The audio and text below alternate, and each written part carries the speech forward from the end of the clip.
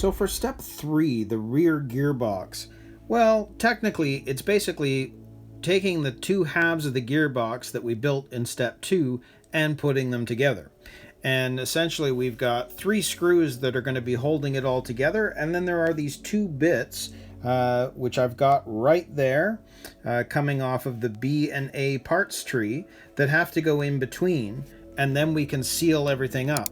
So there's the hardware that we need, the flange nuts and the screws and of course those little pieces. So I'll set this up and let's put this together. So let's grab the left side of the gearbox first. And you can see that the B4 piece, which looks like this, and you can see that there is a ridged side on both ends. It's showing that that piece is going to sit right there in between the gearboxes. It kind of snaps into place in some ways, so I've done that. And then this piece, which you can see that if you have this on the same angle as what they're showing, and so that part is facing back towards my left hand, that's going to sit inside that hole right there and then come together with the other half of the gearbox. So you can also see that this now is all designed to fit together, and that piece right there is going to fit into that hole that I'm pointing to with my index finger right by the differential gear. So I'm gonna, whoop, that's moved a bit, so I'm going to hold this like that. Well, maybe. And kind of down, and we'll grab this half of the gearbox and just make sure that that is going inside of there. So, and then of course that pin is going to go on the inside of the inner hole where the differential, and that's not as easy. So I've got to make sure that I don't tilt that side. So let's just get this in line.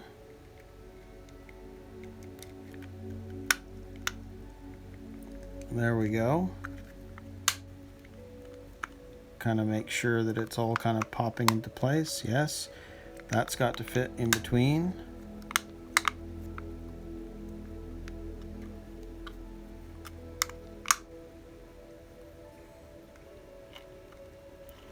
Yeah, and I can feel the gearbox, so it's moving, so everything is correct.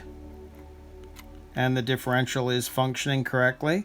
So now that we've got this together, holding it together with my hands anyway, let's start screwing this in. So you can see that the MA1, which is the longer screw, is going to go through there and go to the other side and attach with a flange nut.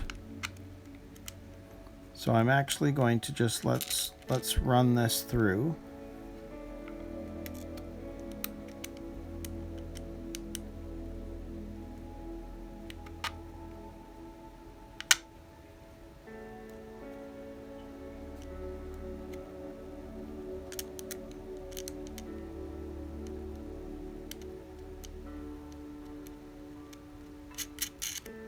That's just to sort of temporarily on there, just so I can grab something else for now. Then down here, this is going to slide into that bottom hole there.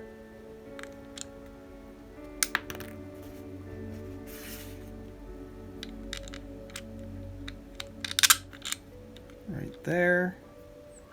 And goes through to the other side. And again, it is going to be attached with a flange nut. And again, I'm just doing that temporarily. And then this one, which is a tapping screw, is going to go into the top right there. And we're going to screw this directly into the gearbox. So we need to grab this and screw this in.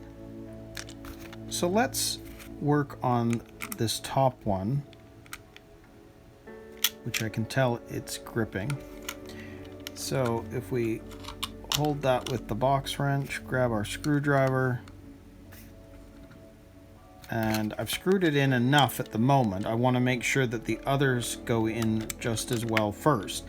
Now, I've had to switch screwdrivers because the one that is more a correct fit doesn't fit into that hole as well. So I'm going to hold that screwdriver, hold the box wrench, and basically use the box wrench to tighten it up. And knowing that's in, I also am going to make sure that this top screw, which is the tapping screw, is in.